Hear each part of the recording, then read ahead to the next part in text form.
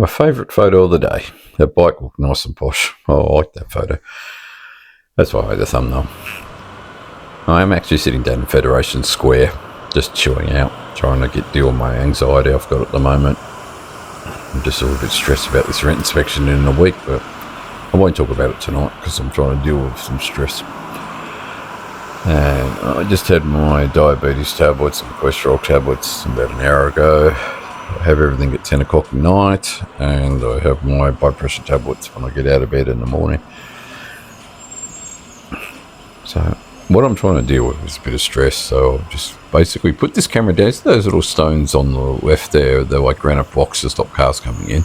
So I'm just sitting on one of those, and I've got the camera sitting next to me, and that's actually just filming people while I'm just chilling out. And I'm doing that 6 breaths an hour, you know. Yeah. Deep breath, count the 6 while you release it. Deep breath, count the 6 sort of thing, you know. 6 in, 6 out kind of thing sometimes. And my blood pressure, my pulse went down from 120 down to 80, and then I just chilled out for the 20 minutes while sitting there. But what I've been thinking about it all day, I'll get to that in a minute.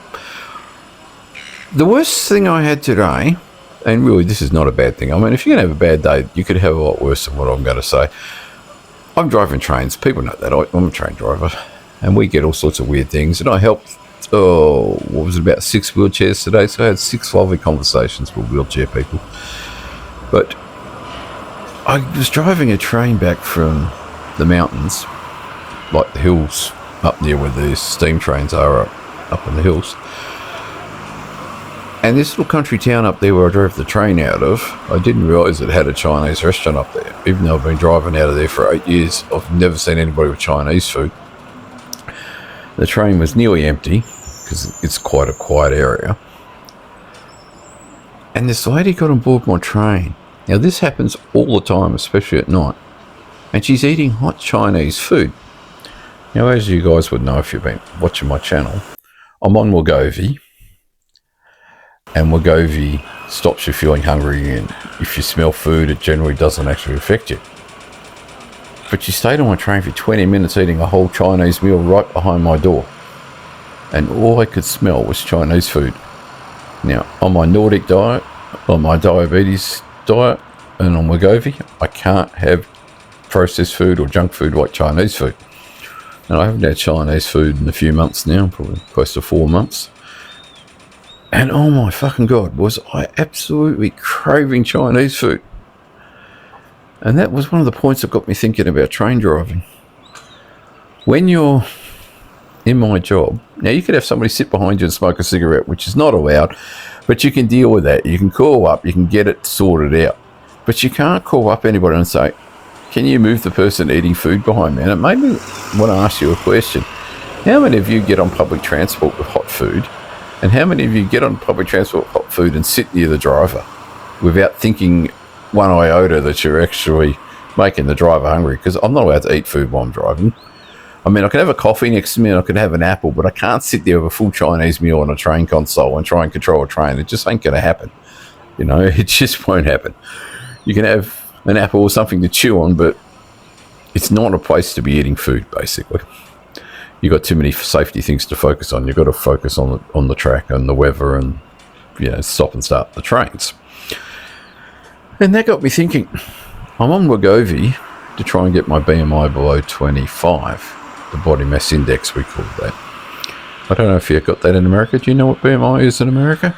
And I don't know if you drivers in truck drivers or train drivers or bus drivers or pilots or anybody has to deal with that. Yeah, we've got a lot of strict stuff like that in Australia. Now, I got thinking about making a video. I'll summarise it here, but I might make a proper one eventually with some real trains in it. I joined the Air Force in 1996, and my BMI then was about, I think it was 23. I was told I was a little thin. I got out of the Air Force, my BMI was at 27. I got into the railways, my BMI was 25. My current BMI a year ago was 40. It's now down to, I think it was 42. It's now down to 37. just about 36.9. So we might as well say 36 because I think I'll be 36 by tomorrow. When I got in 2004, there was this big movement. We have, I'll get to this point. I know I'm going around circles here. We have in Australia what's called a Category 1 rail medical. It was based on passenger pilots that fly planes around Australia. And it's the same sort of medical the pilots have to do. And they basically said, I don't know what year that started, but I had to do that medical. Now, with that medical, you get an ECG to make sure you don't have any heart problems. They check your blood pressure. They check your cholesterol. They check your hearing. They check you got normal vision. And they make sure you've not got any colourblind problems. And then you have to do all these weird physio things to prove that you can balance on one foot, or you can close your eyes and touch your nose.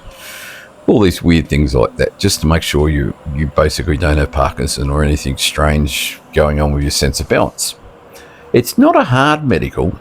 It gives you anxiety. Trust me, it doesn't give you anxiety, because especially once you've got the job, if you fail that medical once you've got the job, one, it can affect you staying employed, and that's the worst case scenario.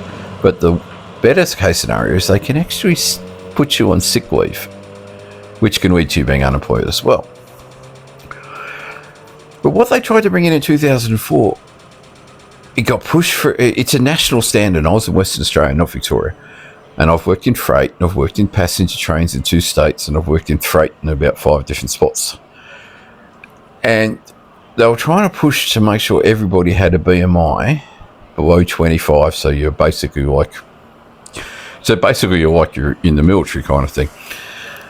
Now, it went backwards and forwards, and it never got through. I wasn't around when it started. It started around the year 2000, but it went backwards and forwards to the year 2004 when I got in.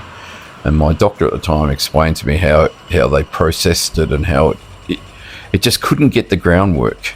Because there's a lot of drivers with, who are overweight, who've been on the job for 20 or 30 or 40 years, and it got too complex for them to bring in. Now, you get this medical right up to your 50 every 5 years. So I've been in it for 21 years now, and you also get the medical when you start at a new employer. So I've had more railway medicals in 21 years than most drivers have, because I've been driving in 5 different railway companies. Now, put that in perspective. We'll start at the beginning. I started in passenger trains. I did that for 4 years. I then went up to the mines, and I drove those really long trains up in what's called the Pilbara, the big iron trains. I did that for 6 months. And then in 2008, they had that great recession thing that kicked in around the world, the recession you had to have. So they reduced the numbers, and I had to come back down to the south of WA. And then I started driving freight trains in the countryside in Western Australia. And we were doing grain trains, and we were doing freight trains, and cyanide trains, and oil trains. And I did that to 2012. In 2012, I flew down to what's called Tasmania. It's a really cold island. The whole incentive to go and drive freight in Tassie was was 2 incentives. My family history comes from Tasmania, and I've never driven in mountain peaks. You can't do it anywhere in Australia except for Tasmania. Kind of do it in New South Wales, but only in Tasmania. They're really tall mountain peaks. You go up over 1,000 metres. And you drive in snow for 9 months of the year. Snow and ice and broken rail and feral animals and, Arctic rainforest, Antarctic rainforest they call them. So it's very, very lush forests. And it's a very forested island. And it's not a small island, it's quite a big island.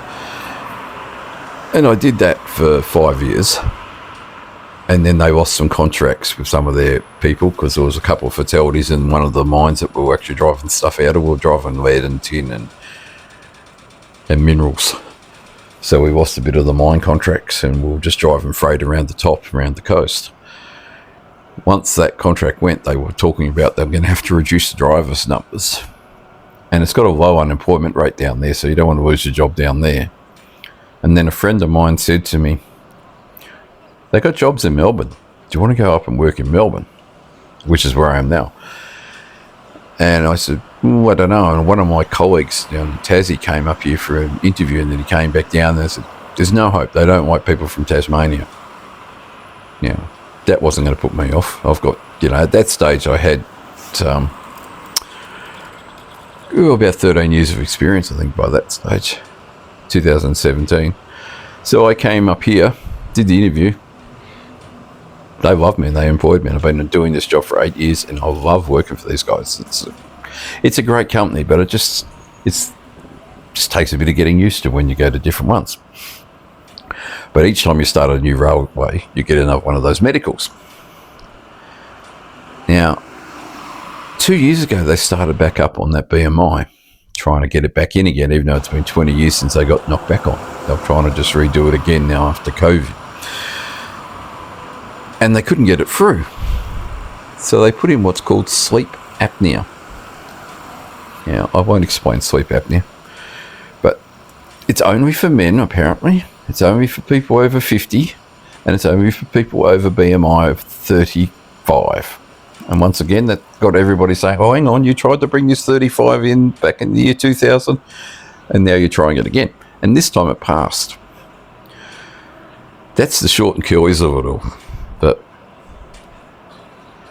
I was just trying to chill out and get some more ideas. But I get asked every day, not every day, but most days at work, somebody will come up, usually a teenage boy who wants to be a train driver. How do you become a train driver?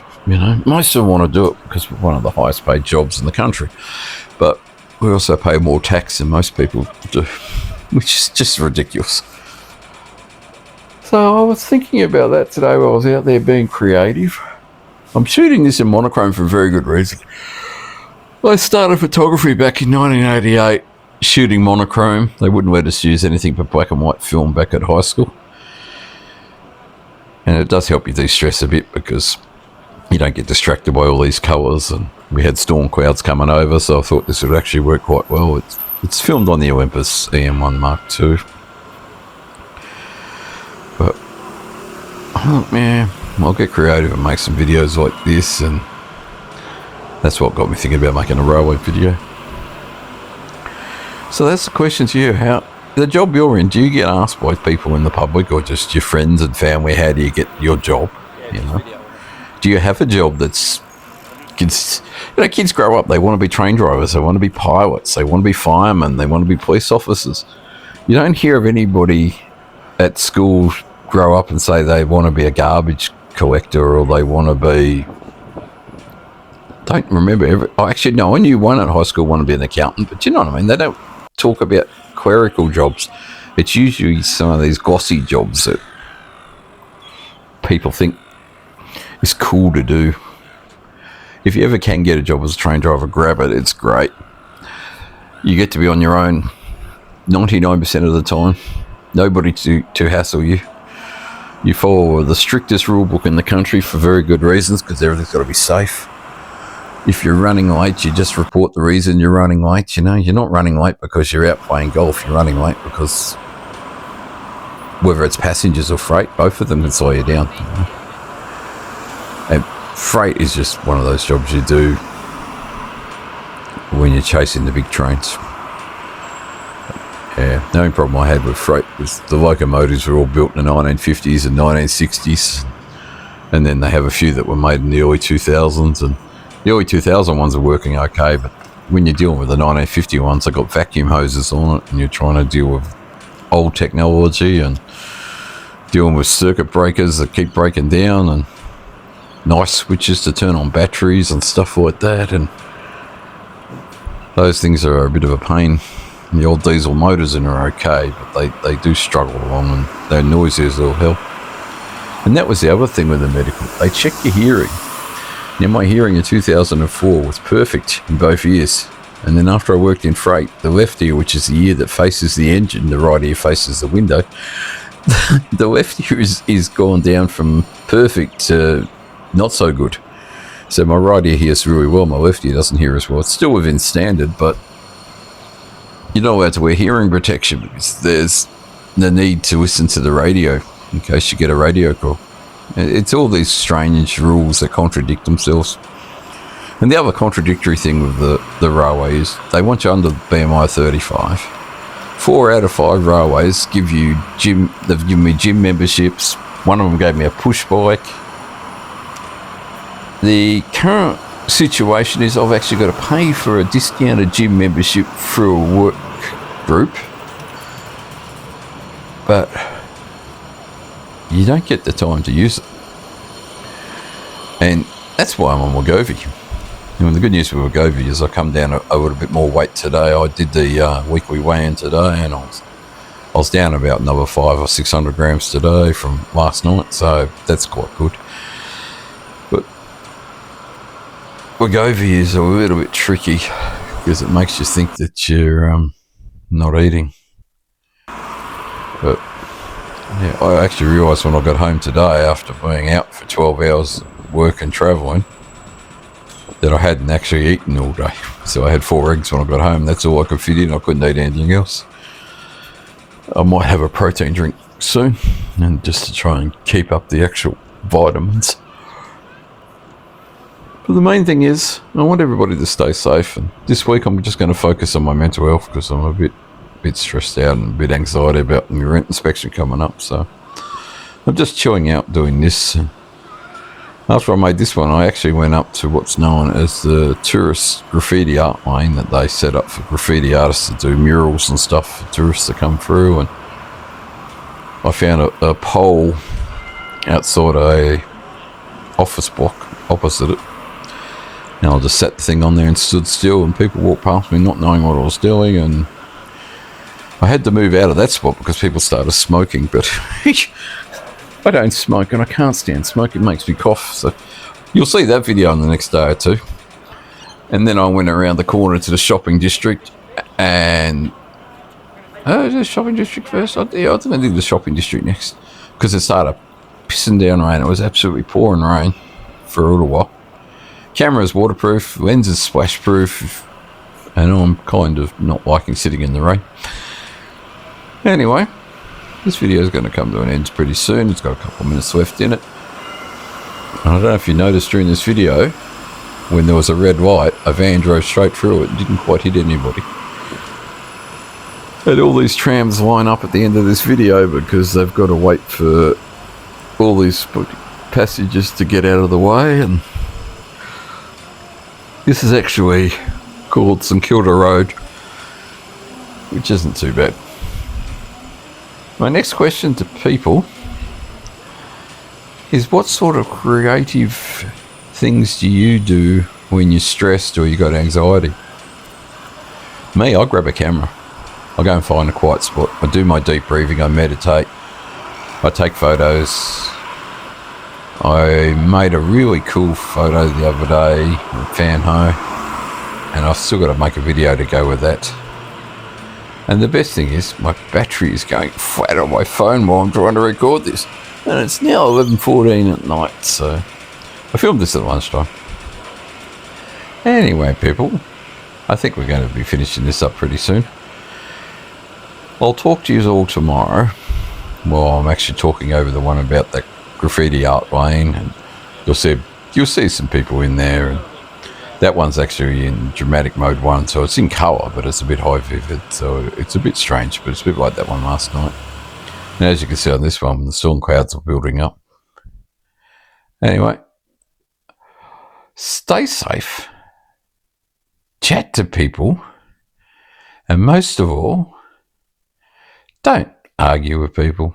Get along at work and just have a good old-fashioned fun.